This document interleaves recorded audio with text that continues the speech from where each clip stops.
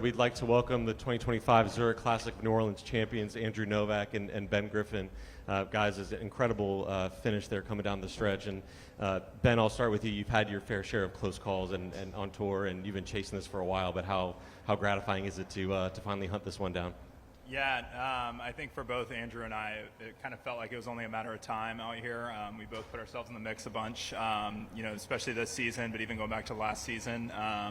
Just a lot of hard work between both of us. And, for me personally, it means the world to finally get it paid off or to finally get it done. And so couldn't think of a better guy to get it done with right here with Andrew.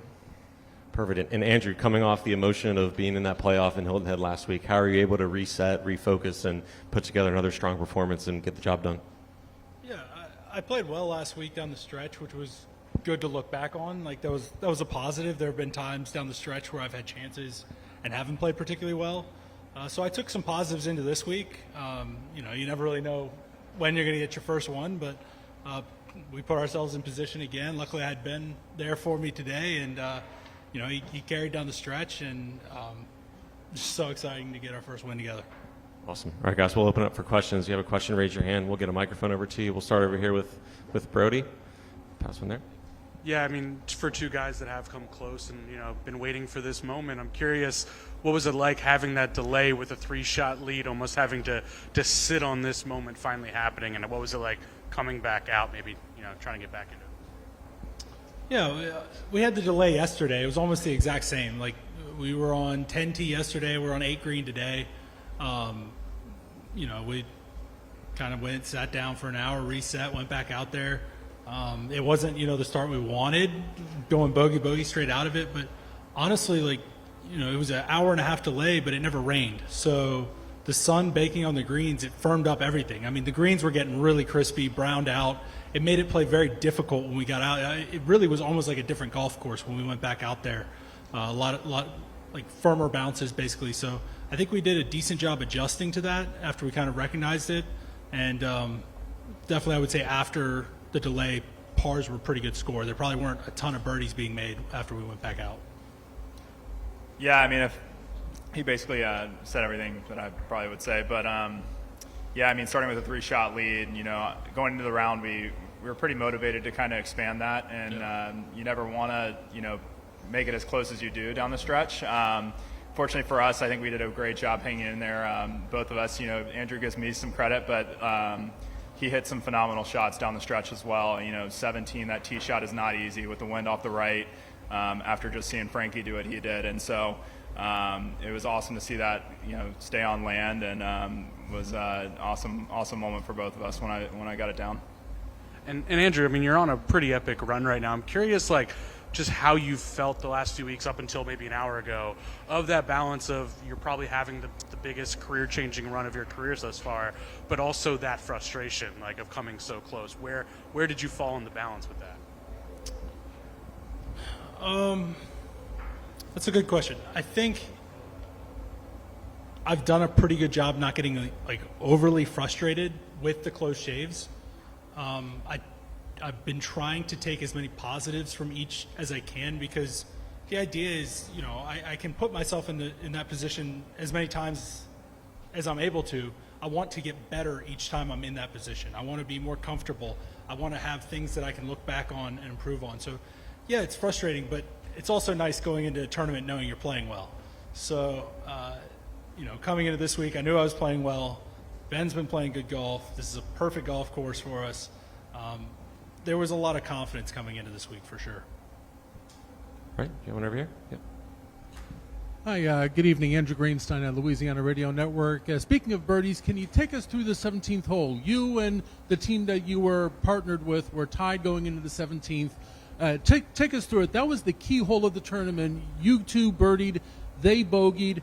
There was another team in there, the Hogard brothers. They ended up birdieing on 18, but your birdie on 17 basically won the tournament. Can you take us through that hole?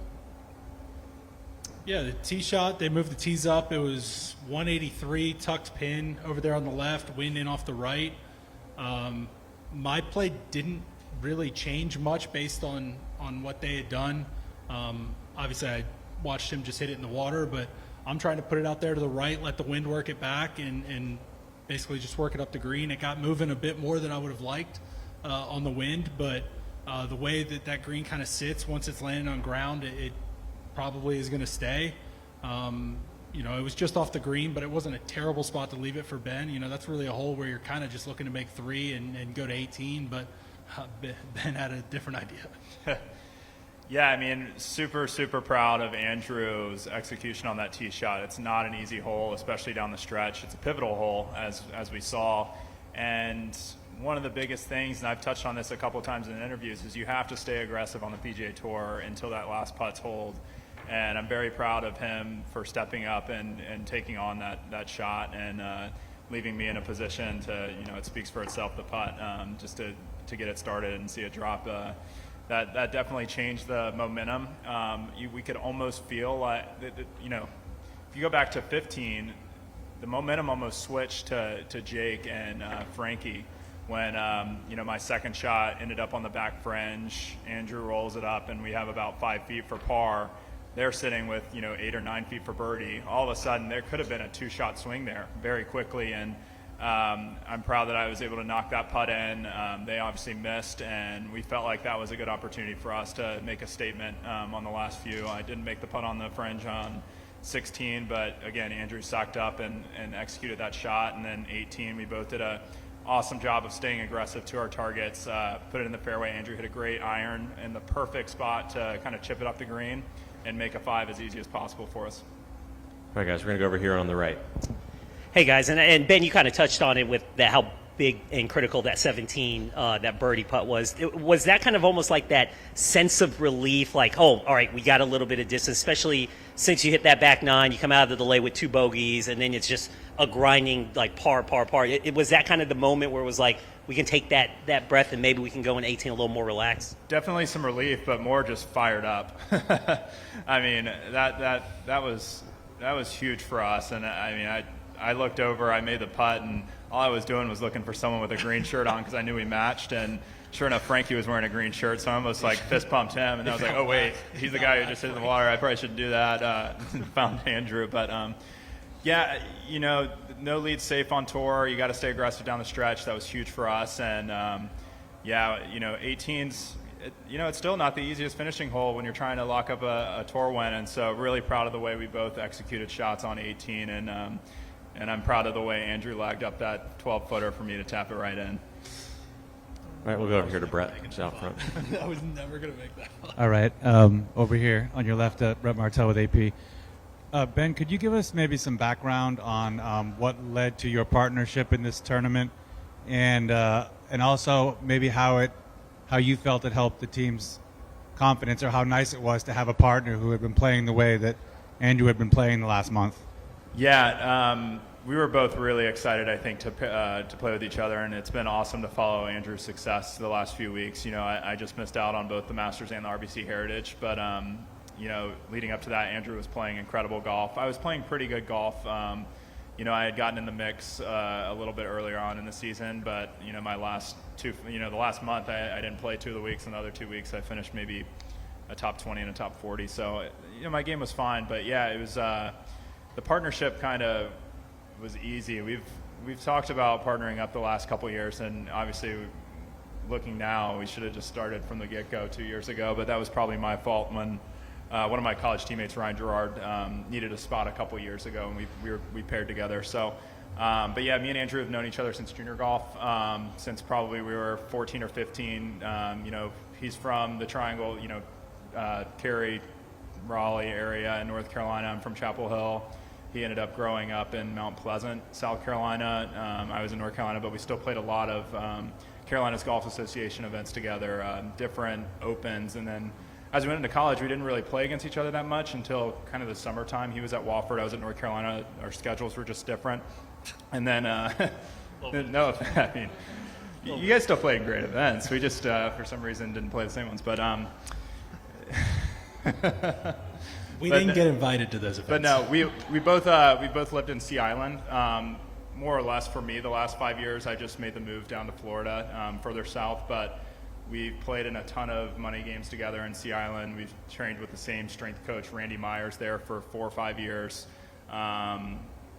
we've done just about everything in our career together. I mean, Andrew's been one step ahead of me, I would say, since I got into professional golf. You know, he was on the Korn Ferry Tour, and then I got on the next year. Then I fell off. He stayed on. He got his tour card.